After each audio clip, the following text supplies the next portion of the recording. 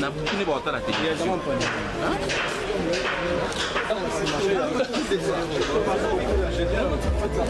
papa au bout de ce blessé le papa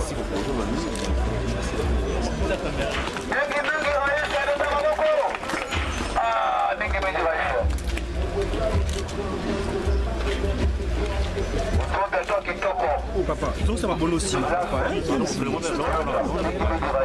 Mon frère. Oh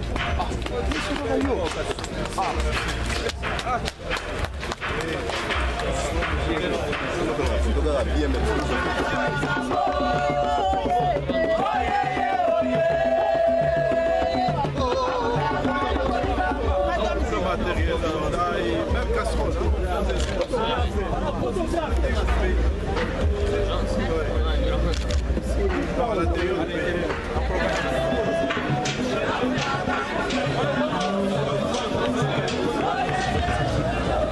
Bon, les initiatives du genre Esprit Béton sont des initiatives encouragées. Il doit y en avoir beaucoup. Nous allons régulièrement à l'étranger. Ce sont des centres d'échange qui permettent aux décideurs, aux hommes d'affaires, au monde scientifique, aux étudiants de réfléchir ensemble et d'échanger sur les enjeux du développement des milieux urbains de la population. Vous avez des architectes et tous les horizons ils sont là. Donc c'est une très bonne initiative. Les thèmes retenir sur les enjeux de développement des zones d'habitation, c'est très important parce qu'on a des sérieux problèmes de l'habitat chez nous, de l'habitat existant insalubre, en très mauvaises conditions. On doit créer de nouveaux habitats, de nouvelles villes, des défis de logement. Tout ça c'est très important. Il faudrait que ces initiatives continuent, mais qu'on ne s'arrête pas au niveau des initiatives. Il faut que le gouvernement crée des synergies, des conditions pour que ce qui se dit, si les décisions qui se prennent, l'enthousiasme des hommes d'affaires pour se traduire avec les actions concrètes et terrain qui vont bénéficier à la population et qui vont contribuer au développement. Est-ce que ça ne concerne que les constructeurs ou ça s'ouvre à tout le monde? Non, ça ne concerne pas que les constructeurs, ça concerne la vie dans la ville. Oui. Or, la vie dans la ville n'est pas que constructeur. Nous avons des entrepreneurs qui sont pas constructeurs. C'est vrai que l'architecte, l'urbaniste, l'ingénieur et l'entrepreneur, ils sont au premier plan en tant qu'acteurs de matérialisation. Mais les besoins ressentis par la population, l'État qui veille aux besoins de la population, c'est lui qui donne les orientations quant au développement urbain. Toutes ces choses-là, développement urbain économique, je dirais, toutes ces choses-là, c'est très important. Donc ça ne concerne pas, même les décideurs, un étudiant, quelqu'un qui fait ses recherches, tout le monde peut venir écouter, s'informer. Donc c'est important que ces initiatives existent et qu'ils soient encouragées. Merci beaucoup. Merci. Ce genre de forums sont importants pour que les professionnels dans ce domaine de construction d'habitat puissent recadrer les choses, pour que ça ne se fasse pas d'une façon désordonnée et mettre les synergies ensemble afin que les Congolais aient un logis décent et correct. Et moi je crois que c'est bien pour le président Bamanissa d'avoir pensé à réunir les constructeurs pour essayer de réfléchir pendant cette deuxième édition par rapport à l'amélioration de l'habitat dans les milieux ruraux. Parce que c'est ce qui nous manque, c'est ce qui pousse aujourd'hui les Congolais qui vivent dans les villages à venir chercher de logis décents dans les milieux urbains. Or, si nous le faisons, si un Congolais peut avoir une bonne maison dans son milieu, je crois qu'il ne pourra pas se casser ou faire des efforts pour venir en ville. C'est aussi une façon de diminuer l'exode rural qui ne nous avantage pas en tant qu'État. Voilà ce que je veux dire. Merci beaucoup. Ces cadres, il faut que les Congolais se retrouvent dans ce domaine de construction pour essayer de réfléchir et voir comment ils D'où est venue l'idée justement de cette initiative des expositions en béton? Qu'est-ce qu'on peut comprendre? Je dirais tout de suite, c'est les soucis de bâtir le Congo. C'est un peu ça. Quand on dit expo béton et tout, les gens voient béton, des trucs comme ça, mais non. Le problème, c'est de construire des tours, construire des bâtiments, des logements, tout complet. Quand on dit tout complet, c'est-à-dire vraiment tout complet. C'est l'équilibre. Avec les tours et puis l'appui peut-être du gouvernement et tout, on va réussir. Comme je disais, le problème, c'est de construire des maisons. Quand je dis des maisons, c'est-à-dire des maisons.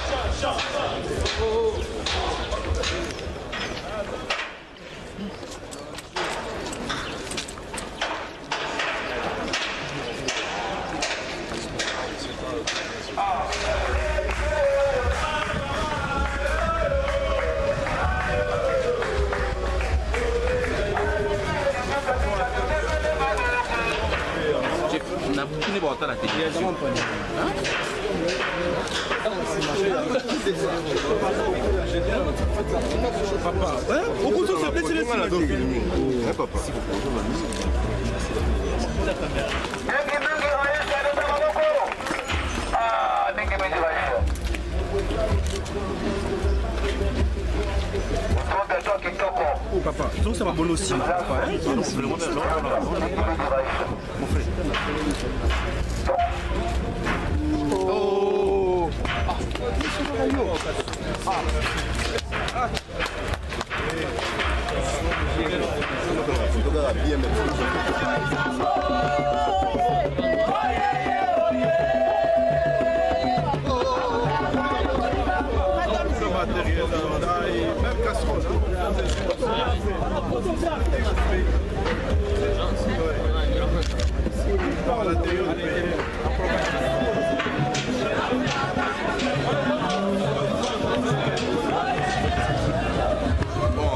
Les initiatives du genre Esprit Béton sont des initiatives encouragées. Il doit y en avoir beaucoup. Nous allons régulièrement à l'étranger. Ce sont des centres d'échange qui permettent aux décideurs, aux hommes d'affaires, au monde scientifique, aux étudiants de réfléchir ensemble et d'échanger sur les enjeux du développement des milieux urbains de la population. Vous avez des architectes et tous les horizons ils sont là. Donc c'est une très bonne initiative. Les thèmes retenir sur les enjeux de développement des zones d'habitation, c'est très important parce qu'on a des sérieux problèmes de l'habitation. Et que les exposants devaient faire plus de promotion pour atteindre les couches des populations même les plus fondamentales afin de maximiser leurs offres et afin d'aider la population justement à saisir ces offres pour pouvoir avancer dans le sens, vous savez, il y a un mot d'ordre, le thème, si je peux le dire ainsi, à partir de la haute hiérarchie, la révolution de la modernité. Et justement, ceci tombe à point nommé. C'est un élément que nous devrions encourager pour que les gens qui ont des produits dans le domaine de la construction puissent les exposer, faire un grand marketing au point d'atteindre toute la couche de la population, où justement que cette révolution de la modernité ne demeure pas un slogan, mais que chacun de nous, en ce qui le concerne, puisse prendre des actions pour moderniser ce pays, et c'est très important. Un sentiment de joie et de surprise, parce que je ne savais pas qu'il y avait autant d'entreprises dans le secteur du bâtiment construction des infrastructures. Donc nous avons découvert des très bonnes choses avec les possibilités que les entreprises offrent, pas seulement sur la place de Kinshasa, mais sur toute l'étendue de la République. Donc je recommande vivement à tous ceux qui auront l'occasion de suivre cet élément, de venir visiter. Il y a beaucoup de surprises. Et par exemple, je viens de découvrir que le coût du ciment a beaucoup baissé. Et en plus, il y a une promotion à l'occasion de cette expo. Donc je demande à ce que les gens viennent réellement visiter, beaucoup visiter. Et il y a de bonnes choses ici. Et qu'est-ce que le gouvernement attend du secteur privé pour la justement, nous continuons à encourager les investisseurs privés dans le secteur de la construction. C'est un secteur très porteur et nous, au niveau du gouvernement, justement, c'est l'occasion de cette expo qu'il y aura des échanges entre les secteurs publics et les secteurs privés pour voir comment nous allons conjuguer nos efforts pour pouvoir relancer ou dynamiser les secteurs de la construction à RDC. Je profite aussi de l'occasion pour féliciter l'initiateur de cette initiative qui est le gouverneur honoraire Jean Bamanissa, honorable Bamanissa, parce qu'aujourd'hui nous avons lancé la deuxième édition de l'Expo Béton. C'est une très bonne initiative qui va pouvoir redynamiser le secteur des infrastructures et de la construction dans notre pays. Exposition Babenyango Expo Béton, il y a Mibale, il y a Libossé Salamaki année passée, il y a la deuxième édition, il y a Libossé, on a remercié, pour féliciter initiateur, il y a projet honorable Jean Bamanissa, il y a Zoti Makanisia Malamu, pour permettre aux entreprises nyonso, il y a le domaine de la construction, domaine de l'infrastructure, pour présenter des produits na bango.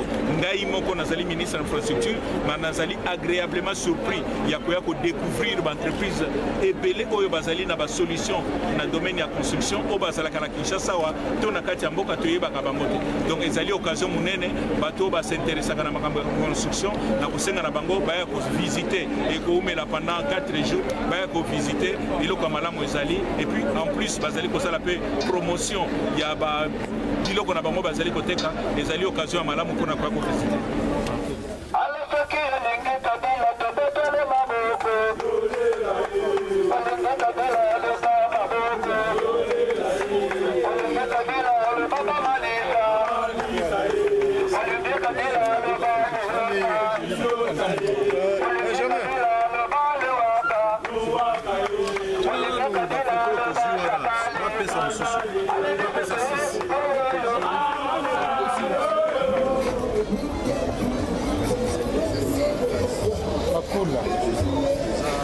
Excuse-toi, mets-lui les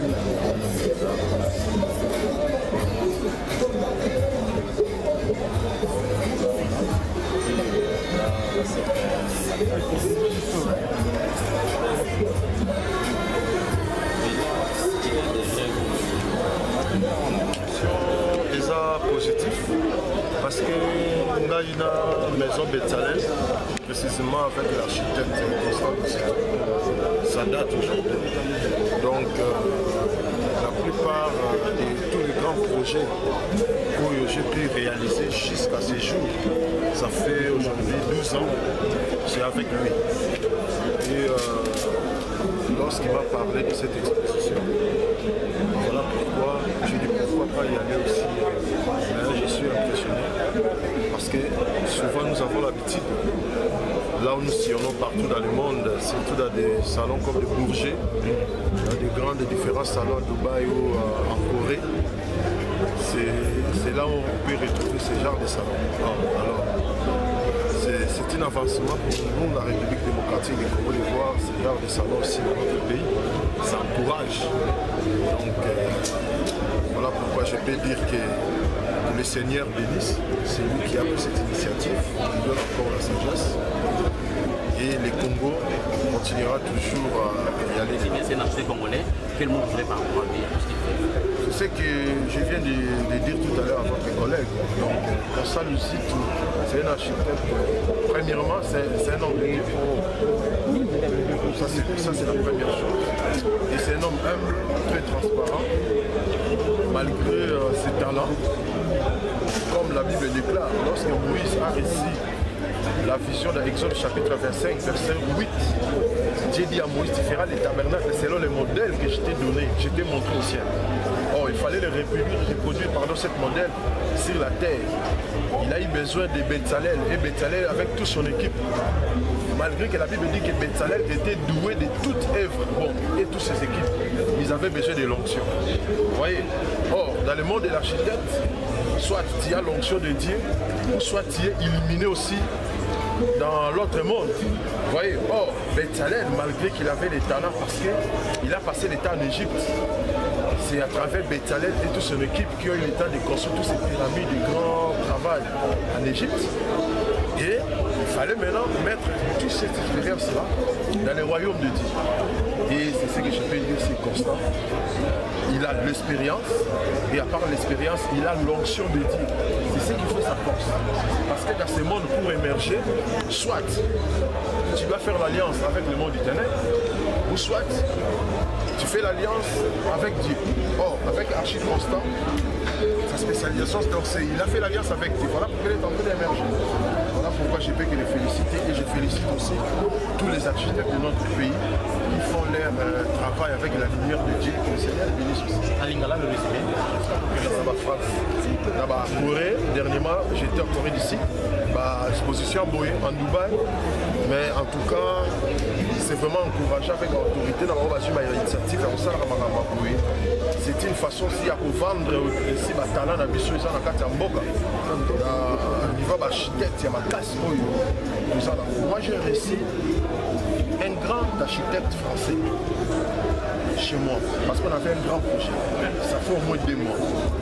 Il était impressionné de voir l'œuvre que l'architecte Constant a fait. C'est impressionnant ce qu'il a fait. Un grand architecte, il faisait partie de l'équipe de la construction qui est stade à Strasbourg. Parce que nous avons au moins un projet d'un temple de 83 000 places. Or, la construction qui stade Douanesa fermé. C'est plus le meilleur stade dans la province française. Tant qu'on moni, œuvre ou architecte Salaki, il était impressionné à tout le monde. Ça, c'est vraiment un architecte congolais. Je dis oui, c'est un architecte congolais. Pour vous dire qu'en tout cas, nous encourageons que nous avons bien des négociations pour propulser même à eux, force et architecte conseil parce que l'onction de Dieu, c'est les colons. Il y a un autre exemple en français, c'est Nicolas Bezalel. Bezalel, il fallait qu'il ait interprété. Moïse a monaki na lola mais à Kokaki pour réaliser un mot bonité ils allaient toujours dans ma pensée il fallait que ce soit à côté dans ma pensée à Moïse par rapport à l'explication de l'Europe ça pour réaliser un mot. Et nous avons vu Bezalel au jour où Mukolo ya Souka il fallait qu'il va inaugurer le tabernacle Bible Moïse venu il examina toutes choses. Après avoir que Moïse a examiné mon qui va s'arrêter au Coran selon le modèle, il est béni. Bénédiction et après examination. Voilà pourquoi nous avons besoin de l'architecture ma classe oyo, bango banga te kocha œuvre na bango et passer en quelque sorte de la tami na ko examiner. Tu vois? Donc moi j'encourage que Nzamba Pambola. Merci les amis. C'est quoi 4? Alors Caterpillar, avant toute chose, est le leader mondial de l'ensemble des équipements de travaux publics. Le seul à faire l'ensemble de la gamme de toutes les machines de ce type-là. Des machines minières, des machines pour construire des routes, des machines pour travailler dans des décharges, mais aussi dans le pétrole, dans la marine et dans la production d'énergie électrique. Est-ce que la RDC, ça a un intérêt propice en termes d'achat? La RDC est un marché très intéressant pour Caterpillar, c'est pour ça qu'on est présent depuis de très nombreuses années. La RDC présente d'abord un gros marché pour le minier, comme tout le monde le sait, mais également un fort développement pour les infrastructures, en particulier les routes et les diverses constructions. Vous avez été à la première édition, et quelle est la différence entre Alors, on n'a pas eu la chance d'être présent à la première édition d'Expo Béton pour diverses raisons. Cette année est un petit peu un tour d'essai. On sera certainement présent à celle d'après et on présentera d'autres machines pour répondre aux besoins des gens qui visitent, évidemment, et trouver pour eux des solutions à leur business. C'est bien ça notre travail. Et que diriez-vous par rapport aux organisateurs de cet espace? D'abord, je félicite les organisateurs d'avoir le courage d'organiser une telle manifestation. C'est beaucoup de travail, c'est beaucoup de stress et on voit aujourd'hui qu'il y a eu une énergie formidable pour faire en sorte qu'à l'heure où on est, ça soit présentable. Je les félicite. Et aujourd'hui, s'il faut parler de CAT en République démocratique du Congo, les Congolais, ils peuvent retenir de quoi en fait?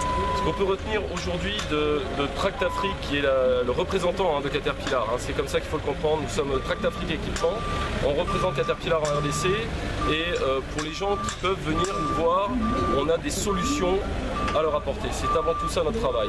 Étudier leurs problématiques, apporter des solutions. Qu'il s'agisse d'une petite pharmacie qui a besoin de groupes électrogènes, d'un particulier, pareil, qui a besoin d'un petit groupe électrogène, ou d'une société qui a besoin de construire un pont ou une autoroute, on est là pour l'ensemble des projets. Que ce soit vendre une machine, mais aussi la maintenir, la supporter, lui apporter des pièces, lui apporter du service, et faire en sorte que nos clients soient utilisateurs et non pas se préoccuper du matériel. On est là pour se préoccuper de la maintenance du matériel et faire en sorte que ce soit des matériels de production et que ces gens-là gagnent de l'argent. Notre but est que les clients gagnent de l'argent avec nos machines. Et aujourd'hui, CAT, ça fait déjà combien d'années en République démocratique du Congo? Alors, j'ai pas les dates exactes. Ce que je peux vous dire, c'est que nous, le groupe Tract Afrique, représentons la marque Caterpillar depuis 80 ans. Okay. Merci.